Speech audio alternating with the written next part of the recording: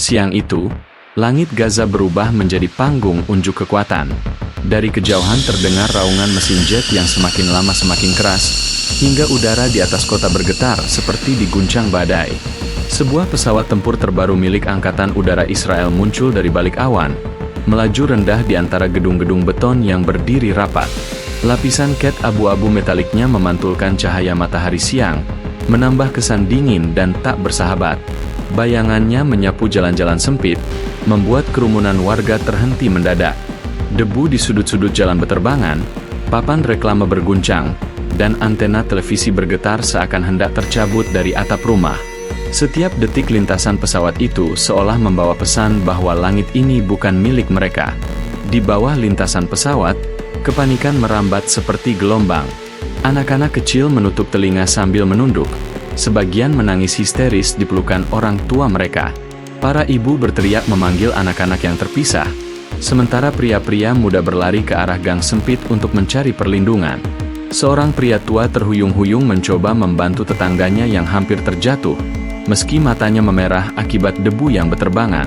Setiap dentuman kecil dari mesin jet terdengar seperti ledakan bagi mereka yang pernah merasakan serangan udara, membuat trauma lama kembali mengendap di dada.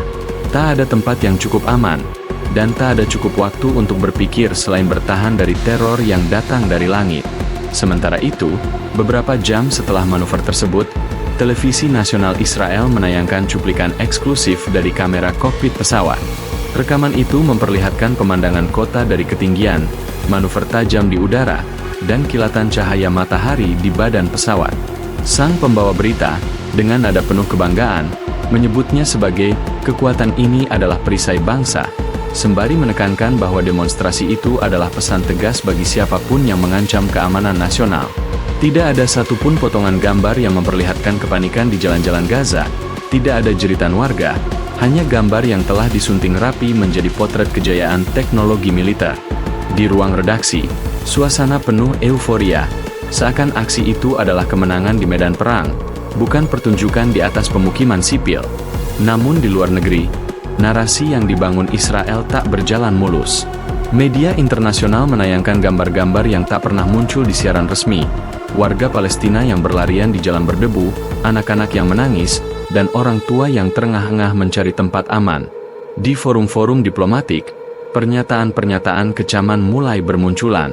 Ini adalah provokasi terbuka di wilayah yang sudah memanas, kata seorang analis politik Timur Tengah dalam wawancara dengan stasiun berita Eropa. Beberapa media menggambarkan aksi itu sebagai bentuk unnecessary flexing of military power yang hanya menambah risiko konflik. Di media sosial, ribuan komentar mengkritik keras, sebagian membandingkannya dengan pertunjukan kekuatan yang mengorbankan ketenangan warga sipil. Bagi dunia, ini bukanlah pertahanan, ini adalah intimidasi yang direkam dalam resolusi tinggi. Hanya 4 hari setelah langit Gaza menjadi arena pamer kekuatan, langit di atas salah satu kota besar Israel berubah menjadi ancaman mematikan. Awan gelap menggantung rendah, berputar seperti pusaran raksasa, disertai kilatan petir yang menyambar di kejauhan. Dalam hitungan menit, angin mulai menderu, lalu berkembang menjadi raungan mengerikan yang seolah datang dari perut bumi. Tornado berkekuatan 300 km per jam menyapu masuk ke jantung kota, mencabut atap rumah seperti kertas, merobohkan tiang listrik, dan mengangkat mobil-mobil ke udara sebelum menghantamkannya kembali ke tanah dengan suara menggelegar. Jalan yang biasanya dipadati kendaraan berubah menjadi lorong kehancuran yang dipenuhi puing, pecahan kaca, dan kabel listrik yang terpelintir seperti tali mainan.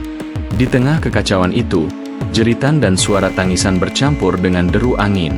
Seorang pria muda, wajahnya dipenuhi debu, berteriak kepada tim penyelamat, "Kami hanya punya waktu beberapa detik sebelum semuanya hilang." Matanya masih terbelalak, seolah otaknya belum sempat mencerna apa yang baru saja terjadi. Di sekitarnya, seorang ibu memeluk 2 anaknya erat-erat, tubuh mereka gemetar tak terkendali.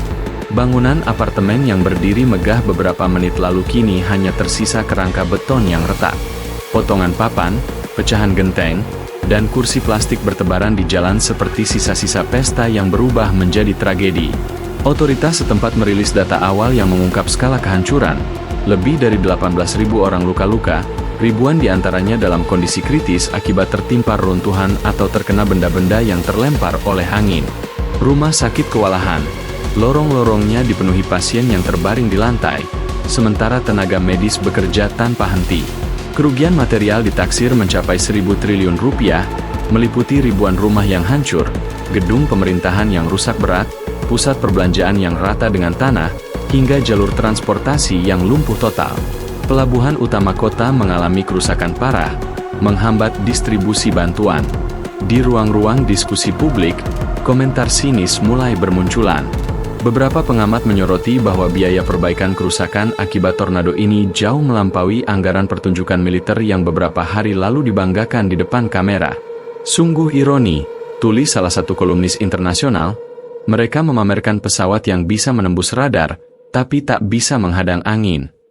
Perbandingan itu menjadi bahan perbincangan di media sosial, dengan warganet membagikan gambar pesawat tempur berdampingan dengan foto kota yang hancur, diiringi keterangan, budget parade, miliaran, budget perbaikan, triliunan.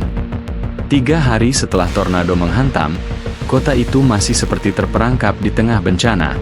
Jalan-jalan utama tertutup tumpukan puing, beton, besi, dan sisa-sisa rumah yang hancur berserakan tanpa bentuk. Kabel listrik menjuntai di udara, terpelintir di antara dahan pohon yang patah, sementara tiang telekomunikasi tumbang menimpa mobil-mobil yang ringsek. Listrik padam total. Malam hari hanya diwarnai cahaya redup lilin dan obor darurat. Jaringan komunikasi lumpuh, tak ada sinyal ponsel, tak ada internet, tak ada radio yang bisa diandalkan. Kota yang dulu bising kini tenggelam dalam kesunyian yang aneh. Hanya sesekali dipecah suara sirene ambulans yang menggaung di antara reruntuhan. Di rumah sakit utama, lorong-lorong dipenuhi pasien yang berbaring di lantai beralas tikar tipis, sebagian hanya dihamparkan di selimut seadanya. Lampu darurat berkedip lemah, sementara peralatan medis bekerja dengan baterai cadangan yang hampir habis. Udara dipenuhi bau obat-obatan bercampur debu dan darah yang mengering. Seorang perawat dengan mata sembab mendorong ranjang pasien melewati kerumunan keluarga yang menunggu kabar. Dokter bedah bekerja dengan senter terikat di kepala, tangannya bergerak cepat dalam ruang operasi darurat yang penuh sesak.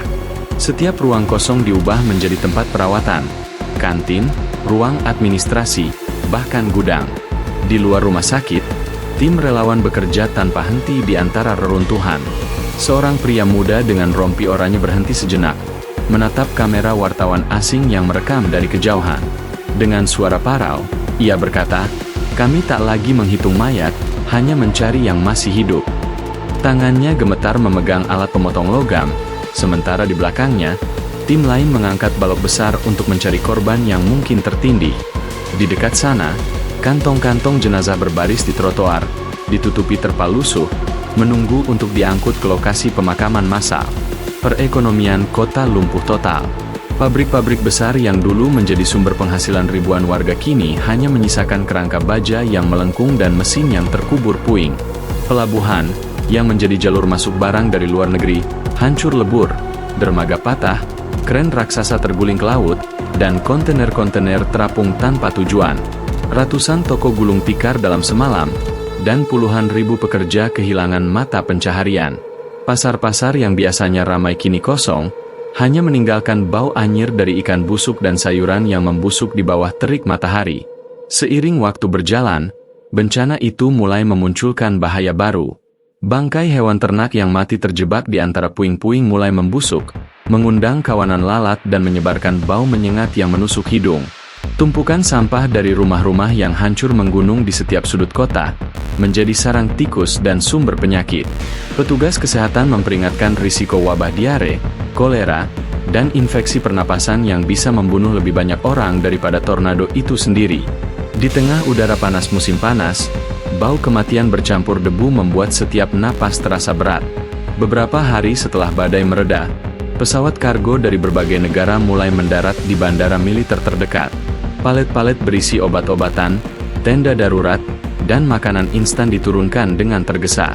Ironisnya, di antara bendera negara-negara sahabat, tampak pula lambang negara-negara yang selama ini dikenal sebagai musuh politik Israel. Salah satu paket bantuan dari sebuah negara Arab disertai catatan diplomatis yang berbunyi, "Bencana tidak mengenal perbatasan."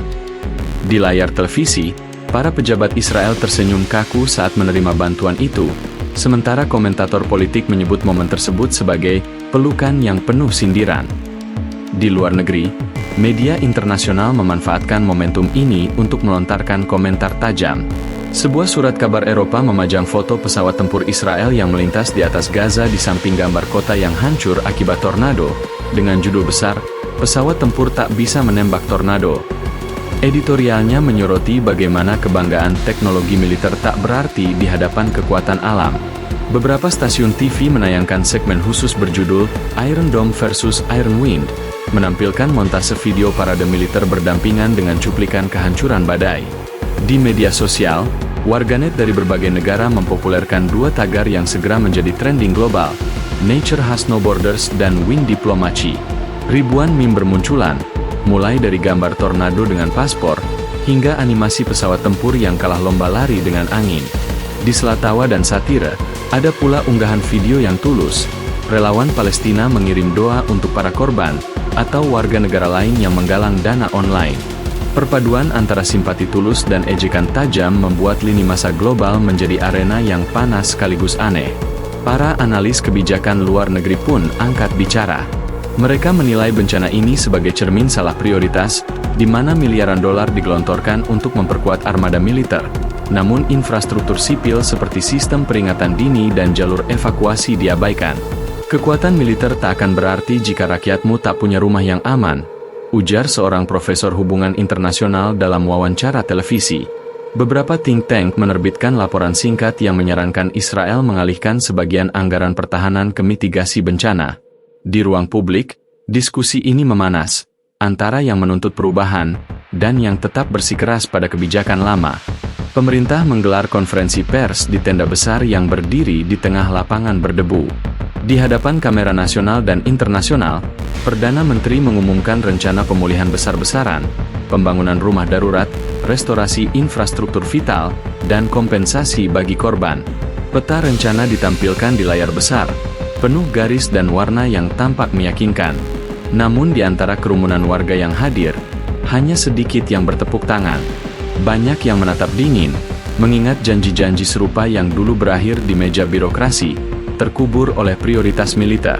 Di warung kopi darurat yang terbuat dari papan dan terpal, obrolan warga dipenuhi nada sinis. "Kalau janji bisa jadi rumah, kami semua sudah tinggal di istana," kata seorang pria tua sambil menyeruput teh hangat dari gelas plastik. Orang-orang mengangguk pelan, sebagian tersenyum pahit. Mereka sudah terlalu sering melihat anggaran bencana tersedot ke proyek-proyek lain yang tak ada hubungannya dengan pemulihan. Radio komunitas memutar ulang rekaman konferensi pers, diselingi komentar warga yang mengungkap frustrasi mereka pada birokrasi yang lambat. Di tengah rasa kecewa, banyak warga memutuskan untuk tidak menunggu bantuan resmi. Tim-tim relawan mandiri terbentuk di setiap distrik, mengandalkan sumbangan pribadi dan tenaga sukarela. Anak-anak muda mengangkut puing dengan gerobak dorong, sementara ibu-ibu menyiapkan dapur umum di sudut jalan. Di sebuah lapangan, tenda-tenda biru berdiri berderet, dibangun tanpa campur tangan pemerintah. Ada rasa kebersamaan yang jarang muncul di masa normal, rasa yang lahir dari keyakinan bahwa keselamatan mereka ada di tangan sendiri. Seiring waktu berjalan, liputan internasional mulai berkurang. Media global beralih ke berita baru, meninggalkan Israel yang masih berjuang dari sisa-sisa badai. Bantuan luar negeri yang awalnya mengalir deras kini datang setetes demi setetes, terhambat oleh birokrasi dan berkurangnya perhatian publik. Beberapa gudang bantuan bahkan dibiarkan kosong, sementara kebutuhan di lapangan tetap mendesak. Di layar televisi, laporan bencana ini hanya muncul di menit-menit terakhir program berita malam, sebagai pengingat samar bahwa tragedi ini belum selesai. Di sebuah dinding yang masih berdiri di tengah kawasan hancur, seseorang menulis dengan cat semprot, "Kekuatan sejati adalah melindungi rakyat, bukan memamerkan senjata." Kalimat itu menjadi semacam mantra diam-diam bagi warga yang setiap hari bangun dan berjuang memperbaiki rumah mereka. Tornado telah merobek bangunan, tetapi juga merobek ilusi tentang apa arti kekuatan. Kini, di antara puing-puing, satu pertanyaan menggantung di udara. Apakah negara akan belajar, atau menunggu bencana berikutnya untuk membuka mata?